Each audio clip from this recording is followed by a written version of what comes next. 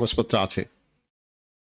তুমি তো জানো যে আমাদের এখন বরাদ্দ 2.7 অতিক্রম করে নাই, এর চেয়ে নিচে আছি আমরা, তাই না? অনেক সময় বিভিন্ন রকম ফুলে ফাঁপিয়ে অনেকগুলো কথা বলা হয়।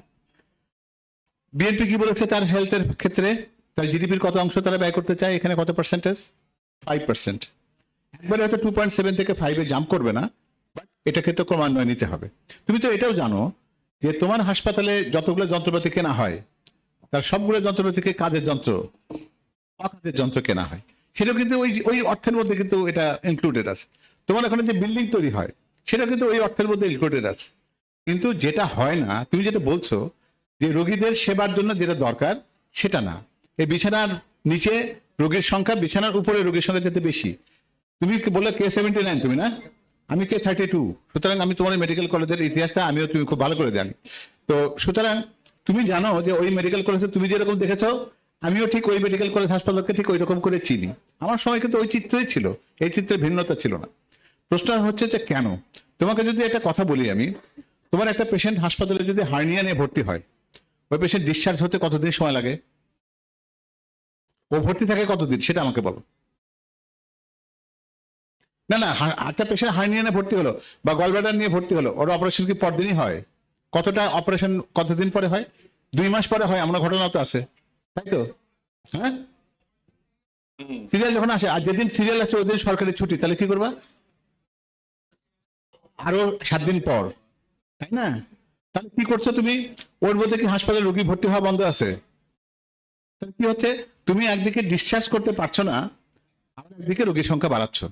তার মানে আমাদের হসপিটালে রোগীর ভিড়ের মূল কারণ কিন্তু অপারেশন, আমাদের ডিউরেশন অফ দ্য হসপিটাল বেশি, হসপিটাল স্টেটা বেশি। আমরা তো এরকম করি না যে হার্নিয়ার পেশেন্টটা যেদিন সকালবেলা ভর্তি হবে ওই দিন দুপুরবেলা অপারেশন হয়, বিকেলবেলা বাড়ি চলে গেলে কোনো সমস্যা আছে? তো তুমি তাকে 2 বার ধরে আটকে রাখছো কেন? তাহলে সিস্টেমের মধ্যে একটা গলদ আছে, তাই না?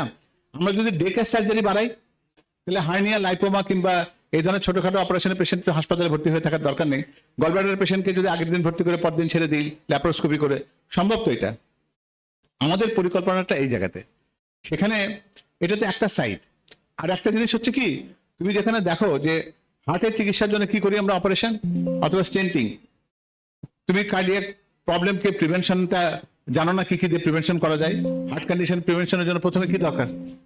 তোমার ডায়েটের দরকার, তোমার control of the blood pressure দরকার, এবং তোমার লাইফস্টাইলের পরিবর্তন দরকার। এই তিনটা করতে কোনো টাকা লাগে? আর এই তিনটা যদি করি তাহলে আমি ব্যয়বহুল বাইপাস অপারেশন বা ব্যয়বহুল স্টেন্টিং অ্যাভয়েড করতে পারবো না। তাহলে আমাদের পরিকল্পনা ঠিক এই জায়গাতে। আমরা হাসপাতালে অ্যাডমিশন কমাতে চাই, হাসপাতালে অ্যাডমিশন, আননেসেসারি অ্যাডমিশন। একটা পেশেন্ট কেন হার্টের অসুখ নিয়ে ভর্তি হবে যার প্রিভেনশন করার কথা ছিল? গ্রামের একটা কৃষক, তার কেন বাইপাস সার্জারি লাগবে? তার লাইফস্টাইলের মধ্যে সেটা তো খুব সহজে পরিবর্তন করা যেত। কি জিনিস ভুল ছিল তার? সে তো লাইফস্টাইলে সবকিছু হচ্ছে, পরিশ্রম করে, খাবারও সে হেলদি, যেটা হেলদি বা ব্যালেন্স ফুড খায়। সমস্যাটা কোথায়? সে কি করে? কেন তার কার্ডিয়াক প্রবলেম তৈরি হয়েছে? কি করে? বিড়ি খায়। তা এটা কি বন্ধ করতে পারবো না আমরা? তুমি হাসপাতালে দেখো বার্জার ডিজিজের পেশেন্ট ভর্তি হয়, স্কিমিং লিভ নিয়ে ভর্তি হয়, ওগুলো পেশেন্টকে আমি সিগারেট খাওয়া বন্ধ করলে পেশেন্টকে ভর্তি হওয়া বন্ধ করতে পারি না? তাহলে প্রিভেন্টিভ পার্টটাকে দূর করার জন্য আমরা গ্রামীণ স্বাস্থ্যকর্মী নিয়োগ করতে চেয়েছি। আর একটা জিনিস যেটা বলছো সেটা হচ্ছে হাসপাতালের সংখ্যা বৃদ্ধি করলে সমস্যার সমাধান হবে। এই যে জামাতে ইসলামী গতকালকে তাদের ইস্তেহারে কি বলেছে, 64 যে জেলায় কি করবে, তুমি এটা বিশ্বাস করে এটা সম্ভব? এটা বানালে কি, তোমার অ্যানাটমি পড়াবার লোক আছে, তোমার ফিজিওলজি পড়াবার, বায়োকেমিস্ট্রি পড়াবার লোক আছে, অ্যানাটমি ফিজিওলজি পড়তে চাই কেউ? তুমি কি হবা? তুমি পরে তোমার কেরিয়ার কি করতে চাও? অ্যানাটমি মাস্টার হবে? তুমি হবে অ্যানাটমি প্রফেসর হবে তুমি? হ্যাঁ, ফিজিওলজির মাস্টার হবে? কেন হবে না? ওই জায়গায় ফরেনসিক মেডিসিন প্রফেসর হবা? বেসিক সায়েন্সের সাবজেক্ট গুলোতে পড়াবার লোক না, কেন নাই? তুমি তোমার স্ট্রাকচারটাই করে দেবো। তুমি তাদেরকে ধরে রাখার মতো কোনো ব্যবস্থাই করনি, তাদেরকে সম্মানিত করনি। তোমার গাইনির ম্যাডাম বিরাট বড় গাড়ি দিয়ে ঢোকে, আর তোমার কমিউনিটি মেডিসিনের প্রফেসর সে রিক্সা করে আসে। এই বৈষম্যটা দূর করতে হবে, এগুলো আমরা রিয়েলাইজ করি, বুঝি। তুমি যতটা বোঝো তার থেকে অনেক বেশি বুঝি। তুমি 79, আমি 32, তো সুতরাং বোঝার সময়টা আমার অনেক বেশি অতিক্রম করেছে আমি। তুমি নিশ্চিত থাকো, এই হেলথ সেক্টরের ক্ষেত্রে আমরা আমূল পরিবর্তন করব। শুধুমাত্র এটাই না যে হাসপাতালের চেহারা অনেক সুন্দর হবে, হাসপাতালের বেডের চেহারা অনেক সুন্দর হবে, আমরা হাসপাতাল রোগীর ভর্তি কমাতে চাই, কারণ এই ব্যয়বহুল চিকিৎসা আমরা অ্যাফোর্ড করতে পারবো না। পরের জন্য একটা ছোট্ট ঘোষণা দিই, একটা বিশেষ ঘোষণা। সেটা হচ্ছে তোমরা অনেকে চলে যাচ্ছ, এখানে একটু আগে বলছে যে কি প্যালেস, এটা নাম, এখানে খাওয়া দাওয়া কেমন? অত্যন্ত ব্যয়বহুল এবং খুব ভালো মানের। আপনাদের জন্য খাওয়া দাওয়ার ব্যবস্থা আছে। নাসির ভাই যেন একটু জোরে হাততালি দাও, উনি নিশ্চয়ই চলে গেলে এই খাওয়া দাওয়াটা লস হবে। Next question. ইয়েস, আসসালামু আলাইকুম। এটা নিয়ে অনেকক্ষণ ওয়েট করছে, এটা একটু নিয়ে নি। আমি Sakib, Comilla university English department 3rd year. তো আমার একটা প্রশ্ন ছিল, যেটা হচ্ছে বিএনপি একটা প্ল্যান করেছে, যেটা হচ্ছে বেকারত্বের ভাতা নিয়ে, যেটা আসলে পরোক্ষভাবে চিন্তা করলে সমাজের নেতিবাচক প্রভাব ফেলতেছে আর কি। কারণ বেকারত্বের ভাতাটা দিয়ে যুবকদেরকে বিএনপি এরকম অনেক প্ল্যান করতেছে, যেখানে কর্মসংস্থান বৃদ্ধি করে যুবকদেরকে দক্ষ জনশক্তিতে রূপান্তর করবে, তাদেরকে এমনিতেই তাদের দক্ষ জনশক্তিতে রূপান্তর হলে তারা ভালো জব এমনিতেই করতে পারবে। কিন্তু যখন বেকারত্বের ভাতাটা নিয়ে আসছে, তাহলে একটা গুরুত্বপূর্ণ প্রশ্ন। তাহলে তো সমাজে নেতিবাচক প্রভাব পড়ছে এবং অন্যান্য রাজনৈতিক দলগুলো এটা সমালোচনা করছে। ঠিক আছে, তাহলে মানে বিএনপি কেন এই বেকারত্বের ভাতাটা নিয়ে আসলো, যেটা সমালোচনা? আমরা বেস্ট কোশ্চেন পেয়ে জন্য ছোট করে হলো একটা হাততালি দাও। খুবই ভালো প্রশ্ন, এটাই ইস্যু। সেটা আচ্ছা, বিএনপি যদি বেকারত্বের ভাতাটা এখন অফার করে, ও বলছে যে আমরা তো অনেক প্ল্যান করছি, পরিকল্পনা করছি, তোমাকে স্কিল স্টুডেন্ট হিসেবে গড়ে তুলবো এবং তুমি কাজ করবে। কিন্তু এখনকার যারা বেকার 25 লক্ষ, যে বোঝাটা ফ্যাসিস্ট সরকার রেখে গেছে, তাদের কি হবে? তাদেরকে কি আলাদাভাবে কোনো একটা মানে কোনো রকমের কারণ ও তো সার্টিফিকেট পেয়েছে অটো পাস করে, শিক্ষককে বলা হতো পাস করে দাও। ও তো বিশ্ববিদ্যালয় পেয়েছে রাজনৈতিক, ও তো পড়াশোনা কিছু করেনি, ওকে কিভাবে বাঁচাবো? তাহলে যে তথ্য, সংক্ষেপে বলি, যে তথ্যটা দাঁড় করানো হচ্ছে বিএনপির বিপক্ষে, এটা একটা সমাজ বিরোধী, এটা একটা উন্নয়ন বিরোধী তথ্য। এই 25 লক্ষ বেকারকে কি করবে বিএনপি? যে দায়ভারটা রেখে গেল গত সরকার, সেই দায়ভারটা যারা নিতে চায় না, তাহলে তাদের পরিকল্পনা সঠিক না বিএনপির পরিকল্পনা সঠিক? বিএনপি বলছে সাময়িকভাবে বেকার ভাতা দেয়া হবে, 5 বছর পর যখন স্কিল, একটু সবাই শোনো বাবা, যখন স্কিল ডেভেলপ করবে তোমাদের, তুমি যখন জব মার্কেটে যাবে, ইন্ডাস্ট্রিয়াল রিলেশনশিপ হবে, বাইরে যেতে পারবে থার্ড ল্যাঙ্গুয়েজ করে, তোমাকে যখন আমি লোন দেবো, তোমাকে যখন আমি স্টাইপেন্ড দেবো, তখন না তুমি জব মার্কেটের জন্য রেডি হবে। কিন্তু যে জব মার্কেটটাতে 15 বছর সার্টিফিকেট বিক্রি হয়েছে, যে জব মার্কেটে রাজনৈতিকভাবে মেডিকেল কলেজ দেওয়া হয়েছে, বিশ্ববিদ্যালয় দেওয়া হয়েছে, যে জব মার্কেটের একটু ভিডিওতে দেখলে যে সার্টিফিকেট ছেড়ে ফেলছে, সেই ছেলেগুলোকে আমি ফেলে দেবো? তাহলে সেই ন্যারেটিভটাকে সঠিক না সঠিক নয়? একটু জোরে শুনতে চাই, এটা কি সঠিক না সঠিক নয়? রাষ্ট্র কি 25 লক্ষ বেকারের দায়িত্ব নেবে না নেবে না? তাহলে সিদ্ধান্তটা বিএনপি সঠিক নিয়েছে। যারা ন্যারেটিভ ডেভেলপ করছে, তারাই 68টি জেলায় ডাক্তার নাই, রোগী নাই, কিছু নাই সেটা বলে তোমার এই প্রোপাগান্ডা চালাচ্ছে। সেটা থেকে দূরে থাকতে হবে। ধন্যবাদ তোমাকে। Next question. আসসালামু আলাইকুম, আমি আলামিন সুজন, আমি একটা কিন্ডারগার্টেনের প্রধান শিক্ষক হিসেবে আছি। তো আমার প্রশ্ন হচ্ছে প্রাথমিক বিদ্যালয় হচ্ছে একটা শিক্ষার্থীর মেধার বিকাশের প্রাথমিক স্তর।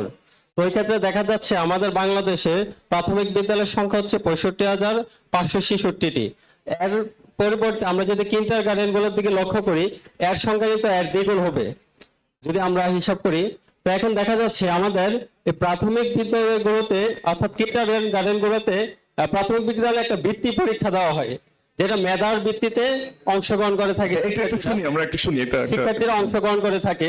তো এখন দেখা যাচ্ছে সরকার আমাদের প্রাথমিক বিদ্যালয়ের শিক্ষার্থীরই বৃত্তিটা দেওয়া হচ্ছে 5ম শ্রেণীতে, আমাদের কিন্ডারগার্টেনের যে শিক্ষার্থীরা আছে তারা অংশগ্রহণ করতে পারছে না। তো আমার প্রশ্ন হচ্ছে, এটা তো মেধার ভিত্তিতে দেওয়া হচ্ছে, এখানে এই বৈষম্যটা কেন আসছে এবং বিএনপি সরকার আসলে কি এই বৈষম্যটাকে দূরীভূত করবে কিনা? খুবই সুন্দর একটা প্রশ্ন। জি, আচ্ছা ঠিক আছে, আরেকটা প্রশ্ন আমি শেষ করে দিচ্ছি, যে আমাদের জনাব তারেক রহমান বলছেন যে আমাদেরকে একটা ফ্যামিলি কার্ড দেওয়া হবে।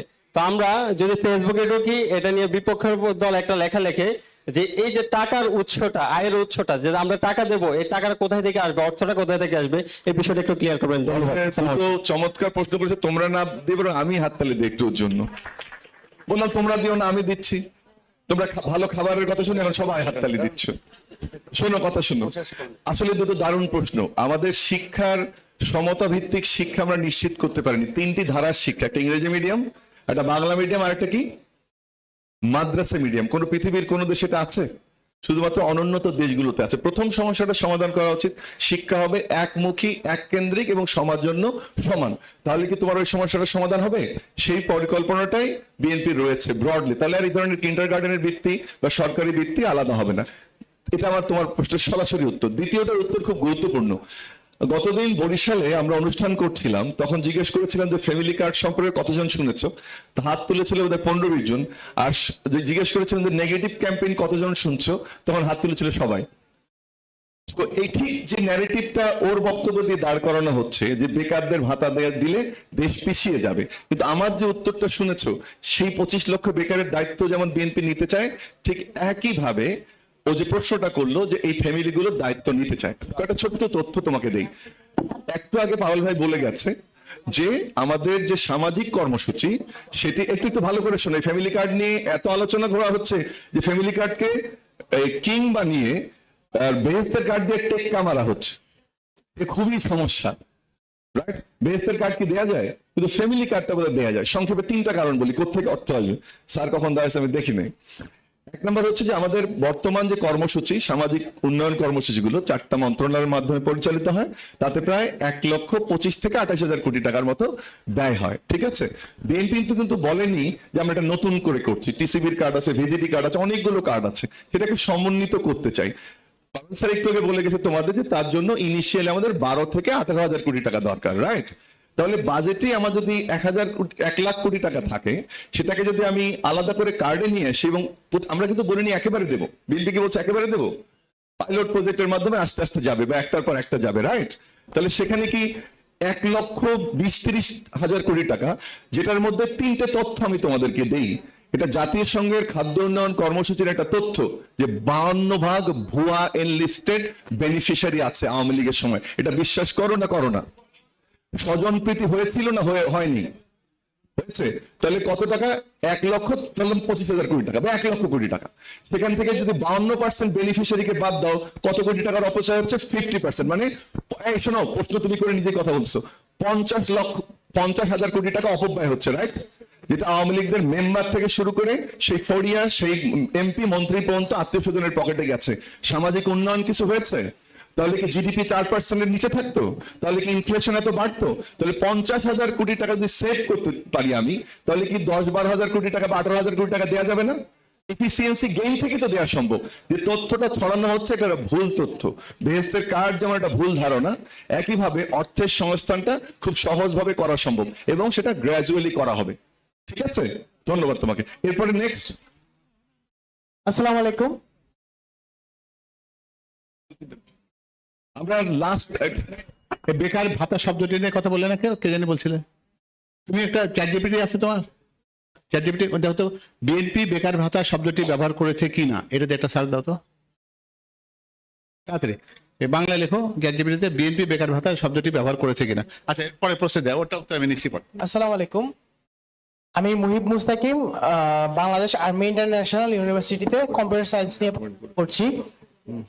আমার কোশ্চেনটা হচ্ছে, আমাদের জাতীয়তাবাদী দল বিএনপি এবং তারেক রহমান স্যারের প্রত্যেকটা প্রশ্নই, প্রত্যেকটা প্ল্যানই অনেক সুন্দর হয়েছে, কিন্তু এই প্ল্যানগুলো বাস্তবায়ন করার ক্ষেত্রে যখন মাঠ লেভেলে কাজ করা হবে, তখন দেখা যাচ্ছে যে প্রত্যেকটা সেক্টরই এখনো আগের ফেসিস্ট যে করাপ্টেড লোকগুলা, এগুলো এখনো বিদ্যমান রয়েছে।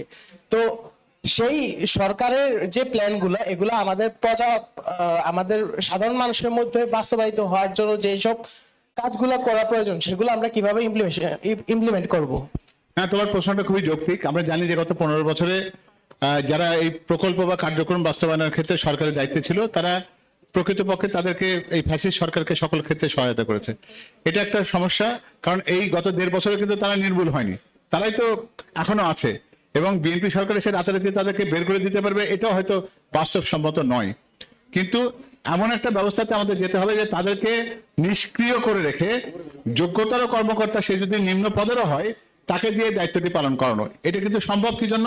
1971 সালে স্বাধীনতার পরে বাংলাদেশের সরকারি চাকরিতে জয়েন্ট সেক্রেটারি পদেরও কর্মকর্তা ছিল হাতে গোনা। তখন কি বাংলাদেশ চলেনি? ইনশাল্লাহ আমরা পরবর্তীতে ফ্যাসিস্ট দোসরদেরকে অন্তত গুরুত্বপূর্ণ কোনো জায়গায় রেখে আমাদের এই পরিকল্পনা কি বাস্তবায়িত হবে? তুমি বিশ্বাস করো এটা? এরা আমাদেরকে করতে দিবে? এটা কখনোই করতে দিবে না। সুতরাং তুমি নিশ্চিত থাকো, তাদের পৃষ্ঠপোষকতার কাজ অন্তত বিএনপি করবে না। পরের প্রশ্নকার কি লিখছে?